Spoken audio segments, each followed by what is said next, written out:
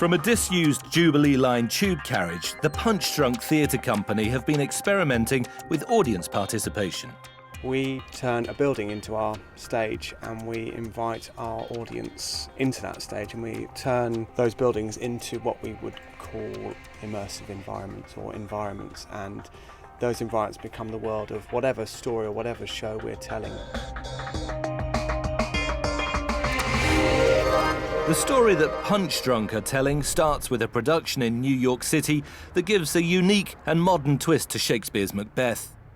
To understand the whole experience, you kind of need to go back to understand Sleep No More. They were kind of basing this kind of whole project on technically augmenting Sleep No More, which is a almost indescribable experience. But I mean, to kind of start off, it's a 6th-floor building in Chelsea in New York, which has been converted into another world. It's part hotel, it's part set in a small village in 1930s Scotland. Basically 6 floors or so of environment through which the audience are free to explore. And within this kind of experience, then you kind of move around in that, and there's kind of a 3-hour show where you can kind of wander anywhere, and there are 21 performers kind of carrying out their roles, kind of retelling Macbeth, kind of seen through the lens of Hitchcock and noir film.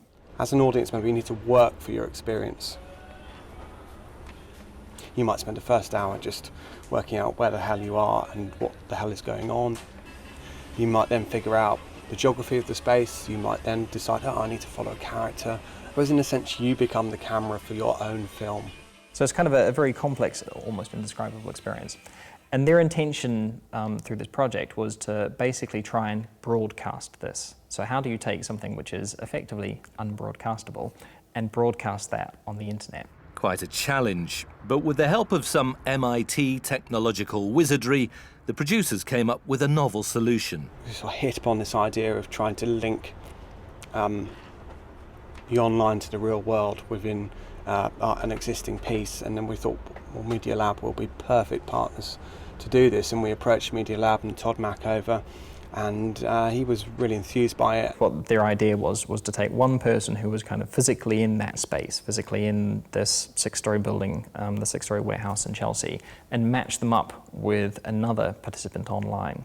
And so the person in the physical space would be effectively set sort of a challenge, would be kind of given a little extra bit of storyline that other people in the space wouldn't have got, and they'd be wearing a special mask. The online person sometimes had a camera view where the person live in the space, that particular person was in front of a mirror, and the online person could actually see that person in a mask. The mask is made of plastic, and it kind of sort of sits just on the front of your face, and it kind of sort of focuses your vision forward. You go into an auditorium, you go to watch a piece of theatre, the lights go down, we all go quiet. Actually, it gives you that focus. It also makes a distinction between you and the performers. None of the performers wear masks. All the audience wear masks. A way was devised for the online participants to communicate with their real-life counterparts. The people in the physical space were intended to be directed to what were called portals. They were kind of spaces where they could communicate with the people online.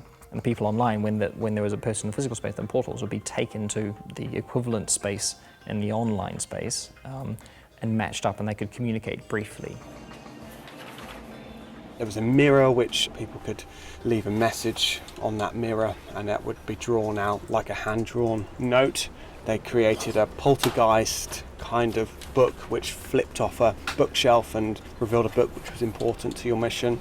And one of the really fantastic sort of performative pieces was the creation of a Ouija board which connected these two participants together. So if you imagine the online person was like a spirit lost in the spirit world, and they could hear and see a medium sat around a Ouija board with their real world participant, and the medium would ask questions like, what is your name? At home you would type, my name is Peter, and then the planchette on the Ouija board would move to P-E-T-E-R.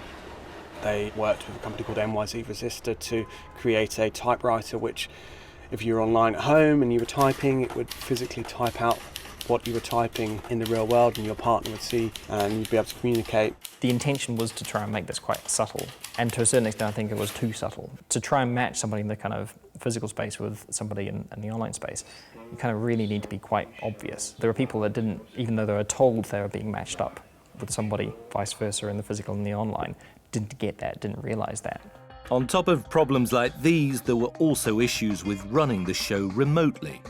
We can stage manage a live show, we can have a team of stage managers out there, but actually when we were working with people who were sometimes in Boston, sometimes in London, sometimes in Brooklyn, online, there was no stage manager sat behind them going, hang on a minute, the live video isn't working, or hang on a minute, there's a latency here. The thing that's kind of come out of the end of this project is that probably the interventions in the physical space were not as interesting as sort of maybe what was kind of created in the online space, and the possibilities of sort of what went on with what they were creating in this online text-like interface.